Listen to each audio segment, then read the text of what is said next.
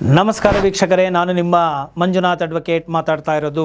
ನೋಡಿ, ಅಡ್ವೊಕೇಟ್ಗಳು ಇನ್ನಿತರರ ಸಮಸ್ಯೆಗಳನ್ನು ರೆಪ್ರೆಸೆಂಟ್ ಮಾಡುವಂತಹ ವ್ಯಕ್ತಿಗಳಾಗಿದ್ದಾರೆ. ಸಾಕಷ್ಟು ಸಂದರ್ಭಗಳಲ್ಲಿ ಪೊಲೀಸರಿಗೆ ಸೇಫ್ಟಿಗಳಿದ್ದಾವೆ, ಜಡ್ಜ್ಗಳಿಗೆ ಸೇಫ್ಟಿ ಇದೆ.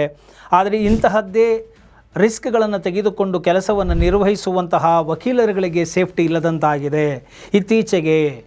ಅವರಗಳ ಮೇಲೆಯೇ ಸುಮ್ಮನೆ ಆರೋಪಗಳನ್ನು ಮಾಡ್ತಕ್ಕಂಥದ್ದು, ಅವರಗಳ ಮೇಲೆ ಹಲ್ಲೆ ಮಾಡ್ತಕ್ಕಂಥದ್ದು, ಅವರನ್ನು ಅಟ್ಯಾಕ್ ಮಾಡ್ತಕ್ಕಂತಹ ಪ್ರಸಂಗಗಳು ಮತ್ತು ವಕೀಲರು ಎಂಬುವಂತಹ ಒಂದು ಗೌರವವೇ ಇಲ್ಲದಂತೆ ನಡೆದುಕೊಳ್ತಕ್ಕಂಥದ್ದು ಇದೆಲ್ಲವೂ ನಡೀತಾ ಇರೋದರಿಂದ ಮತ್ತು ಅವರ ಒಂದು ಪ್ರೊಫೆಷನಲಲ್ಲಿ ವೃತ್ತಿಯಲ್ಲಿ ಅವರು ಸಾಕಷ್ಟು ಚಾಲೆಂಜಸ್ಗಳನ್ನು ಅನುಭವಿಸಬೇಕಾಗಿರೋದರಿಂದ ಅವರಿಗೆ ಕೂಡ ಒಂದು ಪ್ರೊಟೆಕ್ಷನ್ ಅನ್ನೋದು ಬೇಕು ಅಂತ ಹೇಳಿ ಸಾಕಷ್ಟು ವಿಚಾರಗಳು ಚರ್ಚೆಯಲ್ಲಿದೆ. ಹಾಗೂ ಅಸೋಸಿಯೇಷನ್, ಅಡ್ವೊಕೇಟ್ ಅಸೋಸಿಯೇಷನ್ ಫ್ಯಾಟರ್ನಿಟಿಯಿಂದನೂ ಕೂಡ ಅಂದರೆ ವಕೀಲರ ವಿರುದ್ಧ ಮಾಡುವಂತಹ ಹ್ಯಾರಾಸ್ಮೆಂಟ್ಗಳಿಗೆ, ಭಯಗಳಿಗೆ ಮತ್ತು ದೌರ್ಜನ್ಯಗಳ ವಿರುದ್ಧ Karnataka prohibition of violence against advocate act 2023ನಲ್ಲಿ ನೀವು ನೋಡಬಹುದು ಆ್ಯಕ್ಟ್ ಇದೆ.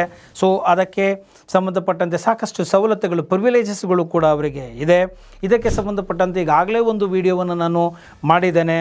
ಡೀಟೇಲ್ ಆಗಿ ನೀವು ಆ ವಿಡಿಯೋವನ್ನು ಕೂಡ ನೋಡಬಹುದಾಗಿದೆ, ಇಲ್ಲಿ ರಿಪೀಟ್ ಮಾಡೋಕ್ಕೆ ಹೋಗೋದಿಲ್ಲ. ಮತ್ತು ಈ ಒಂದು ಸಂದರ್ಭಗಳಲ್ಲಿ ಏನಾದರೂ ಸುಮ್ಮನೆ ವಕೀಲರ ಮೇಲೆ ಧಮಕಿ ಹಾಕೋದು, ಹರಾಸ್ ಮಾಡೋದು, ಅವರಿಗೆ ಅವಮಾನ ಆಗೋ ರೀತಿಯಲ್ಲಿ ಬಂದು ನಡ್ಕೊಳ್ತಕ್ಕಂಥದ್ದು, ಥ್ರೆಟ್ ಮಾಡೋದು, ಅಸಾಲ್ಟ್ ಮಾಡೋದು ಇದೇನಾದರೂ ಮಾಡಿದ್ದೇ ಆದಲ್ಲಿ ಅವರಿಗೆ 3 ವರ್ಷಗಳ ಕನಿಷ್ಠ ಜೈಲು ಶಿಕ್ಷೆ ಹಾಗೂ 1 ಲಕ್ಷ ರೂಪಾಯಿಗಳಿಗೂ ಮೀರಿದ ದಂಡವನ್ನು ವಿಧಿಸಬಹುದಾಗಿದೆ ಎಂಬುದನ್ನು ಕೂಡ ನಾನು ಇಲ್ಲಿ ತಿಳಿಸಿಕೊಡ್ತೇನೆ. ನೋಡಿ, ವಕೀಲರು ಕೂಡ ಗೌರವಯುತವಾಗಿ ನಡೆದುಕೊಳ್ಳಬೇಕಾಗುತ್ತದೆ. ಮೊನ್ನೆಯೆಲ್ಲ ಕೂಡ ಒಂದು ನಾಗಪ್ರಸನ್ನ ಅವರ ಒಂದು ಪೀಠದಲ್ಲಿಯೂ ಕೂಡ ಈ ರೀತಿಯಾಗಿ ಒಂದು ಘಟನೆ ನಡೆದಿದೆ.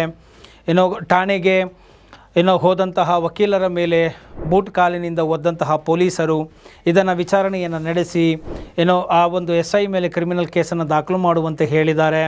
ಜೊತೆಗೆ ವಕೀಲರು ಕೂಡ ಫೈಲ್ಗಳನ್ನೆಲ್ಲ ಎಸೆದಿದ್ದಾರೆ ಅಂತ ಹೇಳಿದಾಗ ಅದನ್ನು ಕೂಡ ಅಪ್ರಿಷಿಯೇಟ್ ಮಾಡಿಲ್ಲ. ವಕೀಲರು ವಕೀಲರ ರೀತಿಯಾಗಿ ನಡೆದುಕೊಳ್ಳಬೇಕು, ಪೊಲೀಸರು ಪೊಲೀಸರ ರೀತಿಯಲ್ಲಿ ನಡೆದುಕೊಳ್ಳಬೇಕು. ತಪ್ಪು ಮಾಡಿದವರು, ಆಟೋ ಡ್ರೈವರ್ ಹೊಡೆದ ಅಂತ ಪೊಲೀಸು ಏನಿಗೆ ಕಂಪ್ಲೇಂಟ್ ಕೊಡೋಕ್ಕೆ ಬಂದಂಥ ವಕೀಲರ ಮೇಲೆ ಹೊಡೆದು ಅವ್ರ ಮೇಲೆ ಹಲ್ಲೆ ಮಾಡಿ ಅವ್ರ ಮೇಲೆ ಕೇಸ್ ಫೈಲ್ ಮಾಡಿದ್ರೆ ಇದು ಯಾವ ರೀತಿಯಾದಂತಹ ಪೊಲೀಸಿಂಗ್ ವ್ಯವಸ್ಥೆ ಅಂತ ಹೇಳಿ ಖಾರವಾಗಿ ಪ್ರಶ್ನಿಸಿರುವಂತಹ ಪೀಠ ಅವರ ಮೇಲೆ ಕ್ರಿಮಿನಲ್ ಕೇಸನ್ನು ದಾಖಲಿಸಬೇಕು ಎಂಬುವಂತಹ ಆದೇಶವನ್ನು ಕೂಡ ನೀಡಿದ್ದಾರೆ. ಆದ್ದರಿಂದ ಇಲ್ಲಿ ನಾವು ತಿಳ್ಕೊಳ್ಬೇಕಾಗಿರೋದು ಇಷ್ಟೇ, ವಕೀಲರಿಗೆ ಗೌರವವನ್ನು ನೀಡಿ ಗೌರವ ಬರುವ ರೀತಿಯಲ್ಲಿ ವಕೀಲರುಗಳು ಕೂಡ ನಡೆದುಕೊಳ್ಳಬೇಕು.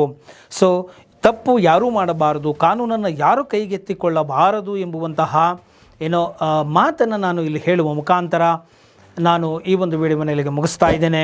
ಇಷ್ಟ ಆಗಿದೆ ಅದರಲ್ಲಿ ಮರೆಯದ ಹಾಗೆ ಲೈಕ್ ಕೊಡಿ, ಇತರರಿಗೂ ಕೂಡ ಶೇರ್ ಮಾಡಿ, ಮರೆಯದೆ ಕಾಮೆಂಟ್ ಮಾಡಿ ಅಂತ ಹೇಳ್ತಾ ಜೈ ಹಿಂದ್, ಜೈ ಕರ್ನಾಟಕ ಮಾತೆ.